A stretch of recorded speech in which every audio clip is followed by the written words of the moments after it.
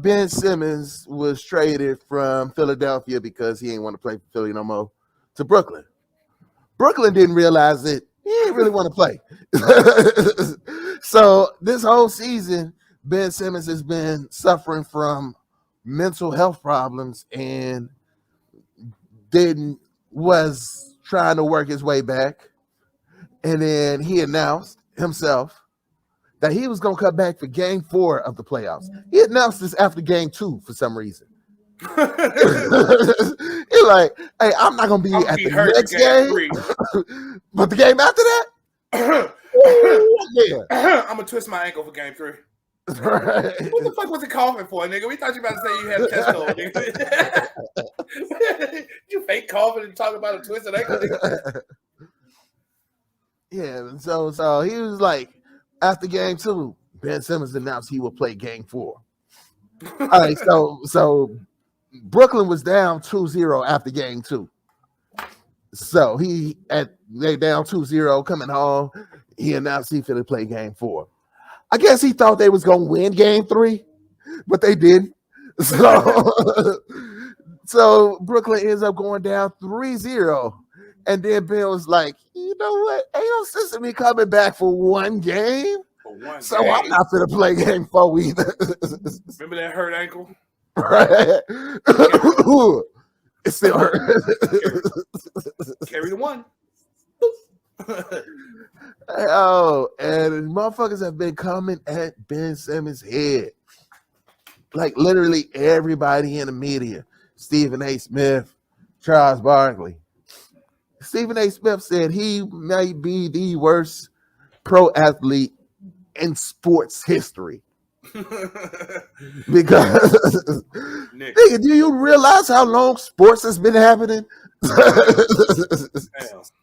I didn't even know who this nigga was, but somebody, I forgot who it was. Motherfucker said you got $7 and you want to win $750 million. I'm like, hell yeah. Well, bet on Ben Simmons hitting a 3. Yeah. Like, what? Ain't he a shooting guard? He's a point guard. Right. Hey, the nigga hit a 3, I think, last year. And that was the first 3-pointer he had hit since his junior year in high school. But motherfucker said he took one. Like, they said he hadn't taken one the entire 2 years he had been in the league. Yeah, like, he took one. And you know, at the end of the quarter, when time running out and the motherfucker just throw the ball up from the other side of the court. Yeah. He did one of those. Right. Yeah. He did one of those. And I looked like the nigga literally hadn't hit a 3-pointer since his junior year in high school.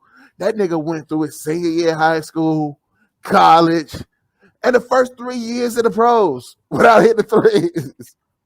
And the fucked up part is everybody knows this nigga will not shoot. He can't shoot. He won't shoot. He is literally scared to shoot. And he still averaged 16 points a game. Man. How do you score 16 points a game when everybody knows exactly what the fuck you're going to do? Clearly, he's driving on motherfuckers. Clearly, he's driving on motherfuckers. Well, he got a hella fast 16-footer. Either way, he should be way more stoppable than 16 points a game when you know he's coming past a certain point. Right. Like he's literally minimizing his area of play. You don't even have to stick him. You can wait for him at the basket because you know that's where he's going. You can wait for him just outside of the key. Right. And then follow him into the key for at least 3 seconds. Like, you can literally just everybody, his opponent. Matter of fact, that could actually be the Ben Simmons.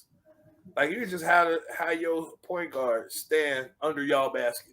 Yeah. Like, and teams did that. And that nigga did not shoot. And he was still scored. No, I mean, do a 4-on-5 every play. Until I really have to guard that nigga. I'm going to send my point guard down to our basket.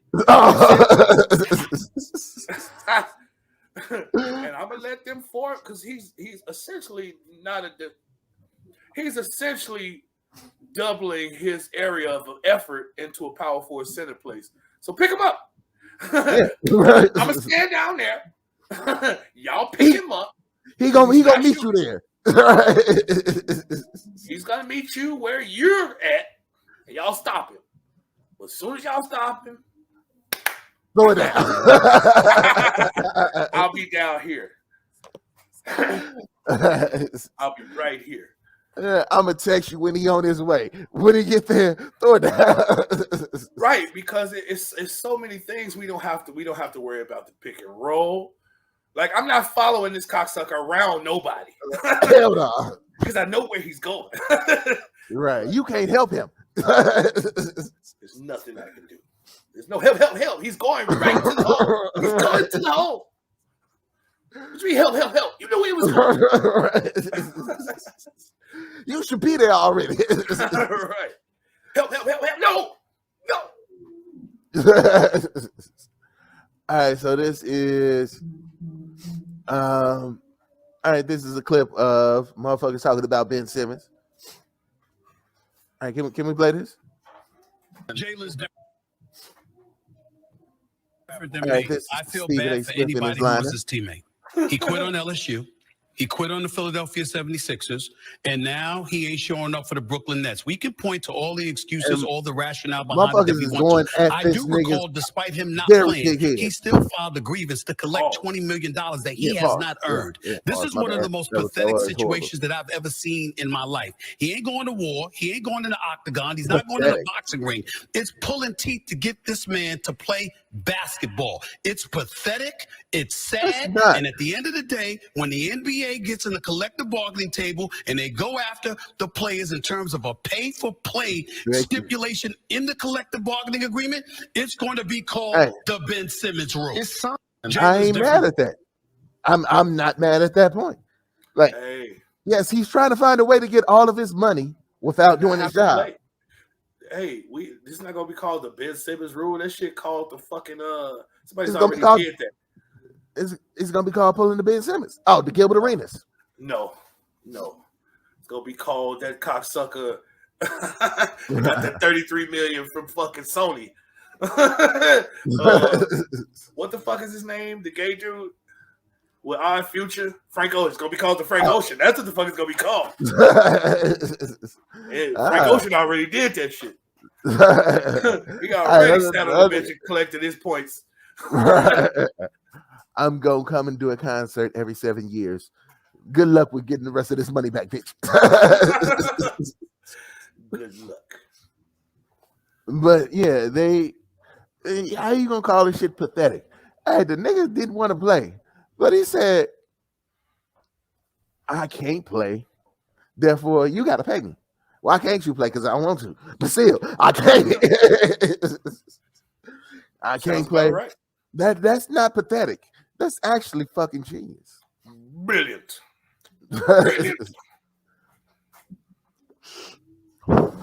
So Stephen A. Smith is overreacting to the shit, and Jamie Foxx called him out on the shit on Instagram. And in Jamie Foxx, I didn't expect it to actually be the one person who's coming out about this shit. But he did say some shit. I'm gonna try to find this shit real quick. Jamie Foxx is becoming an old black man, and I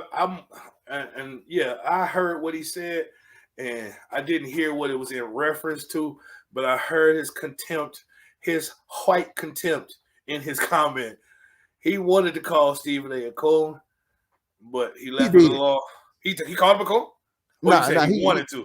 Yeah, he definitely wanted to. Yeah, Jamie Foxx. But the funniest thing is, Jamie Foxx.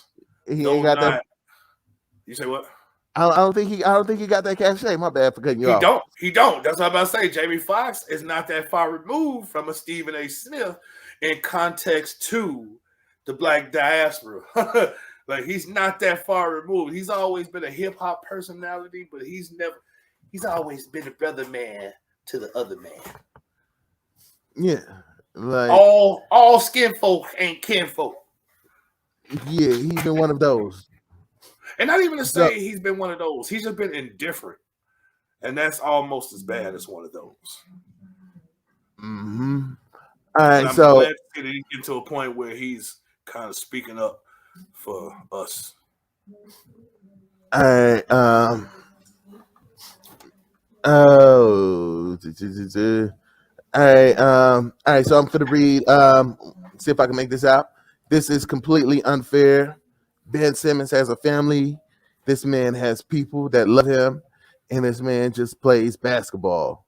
But to be dragged through the mud like this is unfair. Jamie Foxx wrote. And why is Stephen A. Smith? You only go at basketball players. This is the part. You are completely mute when it comes to the Tom Brady's and the Aaron Rodgers of the world. You get where I'm going. Stop it, bro. It's out of bounds. Yeah, this is what Jamie Foxx posted on Instagram. But I don't. The quote I see, I don't know who the fuck wrote that quote out. See, it's somebody in Denmark because he was more player in the quote I seen. This is that's the actual Instagram quote. Like I said, I saw it somewhere else that was more. Maybe they dumbed it down, but it was more player the way they did it than what I just read. Because the way they wrote it out, he didn't identify Aaron Rodgers or Tom Brady directly. He just said basketball and football. And so you kind of knew where he was going without him having to play the race card. But yeah, he played that shit. Damn. Yeah, he said that shit. Yeah, whoever pencil whipped the fuck out of it. They cleaned it up for him. And all they changed was they omitted names. They just said it seems like you always come down on basketball players and never football players. Like you kind of got where he was going with it. Mm-hmm. But the thing, he wasn't overhanded with it. He wasn't overhanded with it, but he still wasn't overhanded with it. It was just more finesse to the way I thought it went. But yeah, bravo for Jamie Foxx. He definitely needs to. We need to be a collective. Like even Stacey Dash, we need us all. We need us all. Yeah, but she need her moment too. She need her burgeoning, her rebirth. And here I come stirring up the pot. Because all right, so do you think this is Jamie Foxx's little safe way of trying to get back in? No, I don't think he needs to be in. I don't think he needs to be in at all. This nigga was just in Spider-Man. No, I'm saying like try to get in back in with the black folks because that's what I just said. I don't think he needs to be in. That's what I'm saying. I think this is his way to get back in, but genuinely, I think he's really feeling the separation. When he was young and just out fucking and shit, it was one thing. But now he's getting older and trying to establish roots and shit. He's probably running into a lot of you a nigga. And we just don't see it. I'm pretty sure he's expanding his horizons on a few things, and he probably running into some shit that's changing his mindset. Of course, I'm just surmising and guessing because we rarely see anything of Jamie personally, or me. I rarely see anything of him personally. So you think this might be his way of trying to slide into some of them black father roles in Tyler Perry movies? I believe it's just him trying to slide into the black father role in life. Like he realized how disconnected he's been from his community, and that affects us all at a point. Like we want to be free range chickens until we get to a certain age. Like that was just a thought. Like it was I want to go back home. It was fun to do, but it really had no rhyme or reason. We need to be here. We need to huddle here. We need to collect here. And I think we all, as black folks, get to that point. Cause nigga, I'm open minded. I'm everybody's human. and then you get called a nigga for so long. Like, but I'm human. Then you hit 45, 47, and you see all your but I'm human brothers that came before you slowly. And it might be a reason. And I think that he's just there at that point. Yeah, I don't know. He's still in the OJ lane until proven otherwise. He got to stand on something strong. But that's what like this Ben Simmons shit. This ain't nothing strong. He's still on probation. oh yeah. I'm not. No, he's not just openly invited back to the barbecue. I'm skeptical. He still got to bring like pot roasts and stuff. He got to bring one of them expensive cuts of meat that ain't nobody else got.